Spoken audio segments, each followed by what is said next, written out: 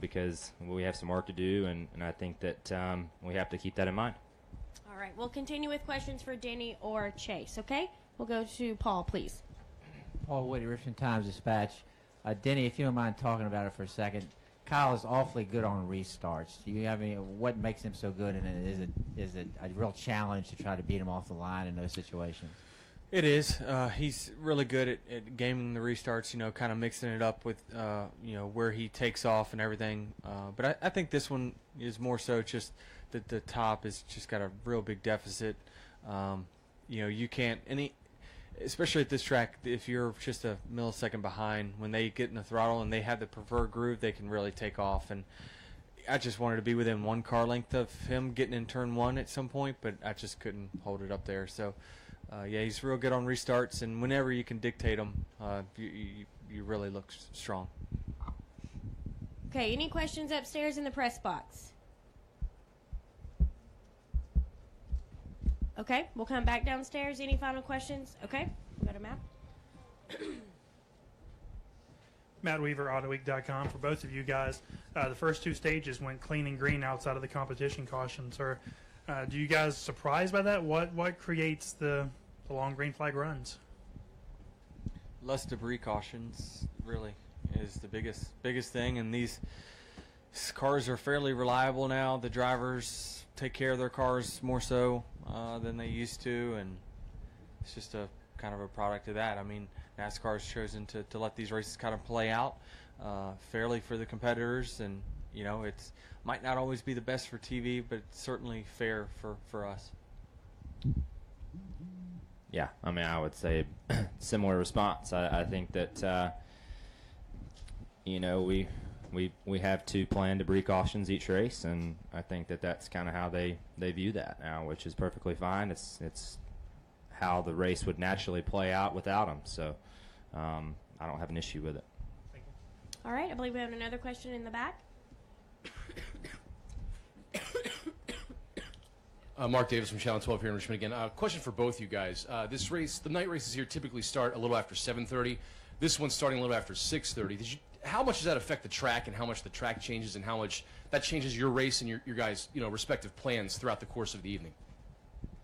Yeah, it's definitely a little different. There was, the sun was a little bit of a pain there as it was setting on the back stretch, so it's a different dynamic than I've been used to here, at least in my few starts on the Cup side. So I feel like the track did take a little bit of a swing. I thought the guys that were, there was a couple guys that were good at the beginning that were really bad when it got dark. So definitely a swing of events there.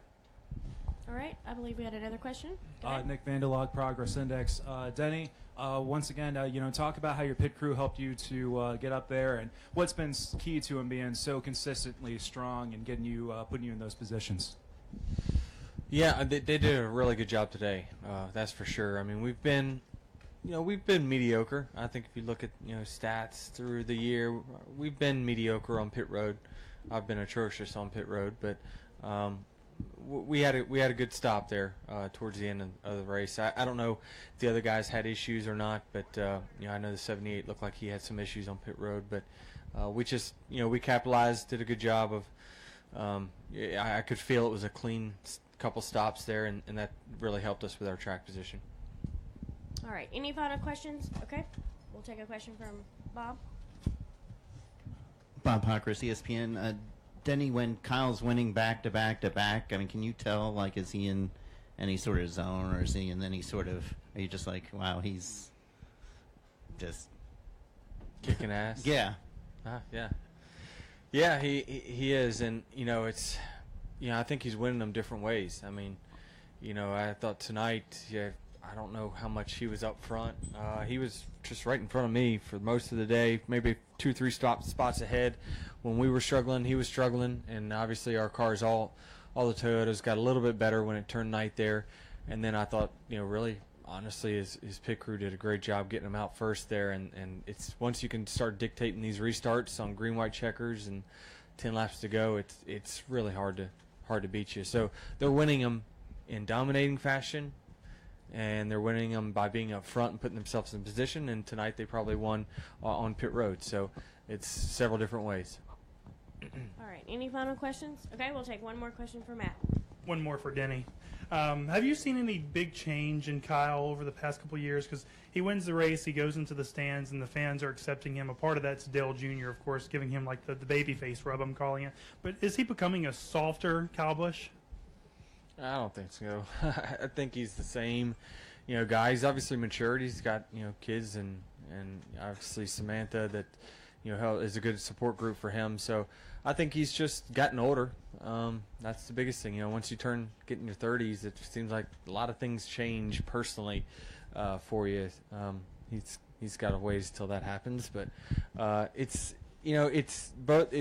just different kind of fun that you have when you're a little bit over, and he's really ultra focused on trying to win more championships, as we all are. But I think he's been a great teammate, especially this year. I think this year we've probably talked more than we ever have. I think our relationship, me and him personally, is as good as it's ever been. So we obviously need to look to them and see what we can do to be better, because obviously there's just a tick better than us on a consistent weekly basis. Okay, I believe we have one final question in the press box. Go ahead. Lee Spencer, RBN. Chase, there's been a lot of fan reaction on Twitter throughout the earlier course of the race saying, it's all a Ford and Toyota show. You kind of feel that Hendrick is catching up, and where have you seen gains if that's the case? Yeah, I mean, I think we've been getting better for sure. Over the course of the past handful of weeks.